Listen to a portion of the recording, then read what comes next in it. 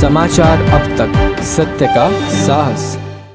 सभागृहात kitchen kit वाटपाच्या कार्यक्रमात एका निष्पाप महिलेचा झालेला मृत्यू हा दुर्दैवी असून तेथील संयोजकावर अद्यापही सदोष मनुष्यवधाचा गुन्हा दाखल न झाल्याने शिवसेना युबीटी गट महानगर प्रमुख किशोर कुमेरिया व शहर प्रमुख नितीन तिवारी यांच्या नेतृत्वाखाली कोतवाली पोलीस ठाण्याला घेराव घालून जोरदार घोषणाबाजी करण्यात आली आहे। तसेच याविषयी निवेदन पत्र देखील दाखल करण्यात आले आहे। किचन किट वाटपाचा कार्यक्रम आयोजित करणाऱ्या भाजप पदाधिकाऱ्यांवर तात्काळ गुन्हा दाखल करण्याची मागणी यावेळी करण्यात आली आहे। राजकीय दबावामुळे पोलीस हतबल दिसत असल्याचा आरोप तिवारी यांनी केला। गृहमंत्र्यांच्या शहरात राजकीय फायद्यासाठी निष्पाप महिलेचा झालेला मृत्यू दुर्दैवी असून दोषींवर सदोष मनुष्यवधाचा गुन्हा दाखल करण्यात यावा अशी शिवसैनिकांतर्फे मागणी करण्यात आली आहे। पोलीस स्टेशनमध्ये जे आम्ही निवेदन दिलेलं आहे त्या निवेदनामध्ये आम्ही स्पष्टपणे सांगितलं आहे की जो आयोजक आहे, आयोजकांनी कोणत्याही प्रकारची सुविधा त्या हॉलमध्ये केल्या नसल्यामुळे मनुष्यवधाचा गुन्हा दाखल करून आयोजकावर अरेस्ट करावं। हे जर केलं नाही तर शिवसेनेच्या वतीने आम्ही CP ऑफिसला, कमिशनर ऑफिसला आम्ही मोर्चा घेऊन जाऊ, धरणा प्रदर्शन करू आणि जे जे जनतेच्या हितासाठी ते सर्व आम्ही करू। कारण की हे गोरगरीब जनतेला फसवणूक करण्याचा षडयंत्र भारतीय जनता पार्टीने कार्यक्रमाच्या माध्यमातून केलेलं आहे।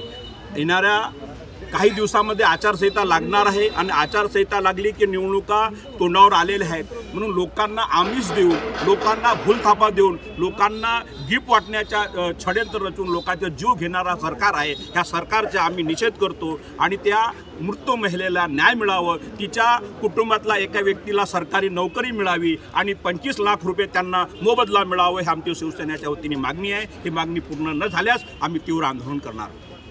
सुरेश भट सभागृहात घडलेल्या संपूर्ण प्रकाराची निंदा करीत गुन्हा दाखल न झाल्यास शिवसैनिक रस्त्यावर उतरून तीव्र आंदोलन करेल असा इशारा किशोर कुमेरिया यांनी दिलाय। यावेळी शिवसेना युबीटीचे अनेक कार्यकर्ते व पदाधिकारी यावेळी उपस्थित होते।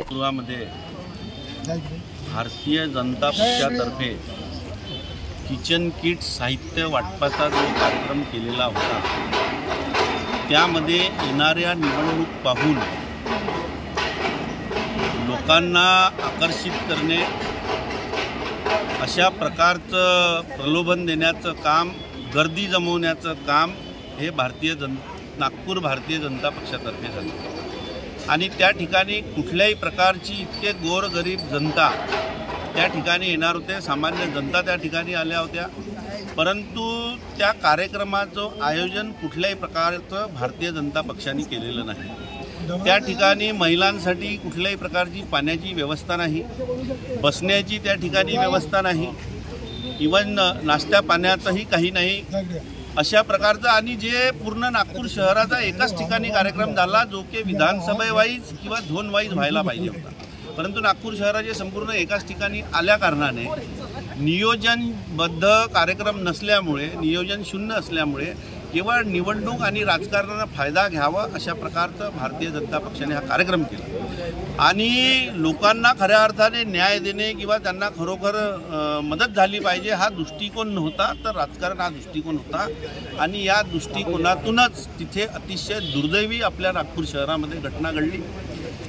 मनुताई तुळशीराम राजपूत या महिला त्या ठिकाणी मृत्युमुखी पडल्या, अनेक महिला जखमी झाल्या आणि अशा प्रकारचा महिलेचा अपमान त्या ठिकाणी झाला। महिला जागतिक दिवस एक दिवस पहिलेच झाला आणि भारतीय जनता पक्षातर्फे महिलेचा अपमान दुसऱ्या दिवशी अशा प्रकारे करण्यात आला आणि त्या ठिकाणी गृहमंत्री, पालकमंत्री देवेंद्रजी फडणवीस यांच्या दबावाखाली, भारतीय जनता पक्षाच्या दबावाखाली या पोलीस विभागाने आकस्मिक मृत्यूची त्या ठिकाणी नोंद केलेली आहे आणि उद्धव बाळासाहेब ठाकरे शिवसेनेतर्फे संपूर्ण पदाधिकारी, महिला आघाडी, युवा सेना यांच्या माध्यमातून ज्या दिवशी घटना घडली त्याच दिवशीपासून आम्ही संपूर्ण लोक मागणी करत आहे की सामान्य लोकांसोबत, महिलांसोबत हा अन्याय आहे। वर्तमानपत्रामध्ये सातत्याने बातमी येत आहे की हे चेंगराचेंगरी झाली आहे, न्यूजमध्ये, चॅनल्समध्ये ती बातमी आलेली आहेत। आम्ही स्वतः शिवसेनेचे पदाधिकारी म्हणून त्या ठिकाणी प्रत्यक्ष सगळ्या लोकांशी चर्चा केल्या, तेव्हा सकाळी पहाटे 5 वाजतापासूनच आणि काही महिला रात्रीच त्या ठिकाणी आल्या होत्या।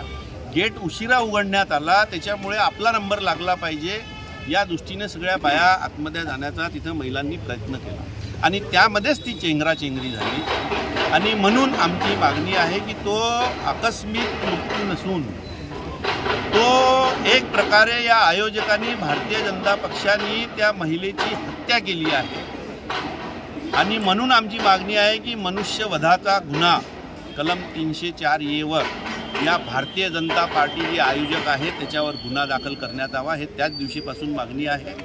परंतु अद्यापही ती मागणी आणि वर्तमानपत्रामध्ये पण चेंगरी दिली आहे। अनेक व्हिडिओमध्ये पण आपल्याला माहिती आहे की तिथं चेंगराचेंगरी झालेली आहे, चपला सांडलेल्या अशा प्रकारचं सगळं असतानाही मनुष्यवधाचा गुन्हा दाखल झालेला नाही।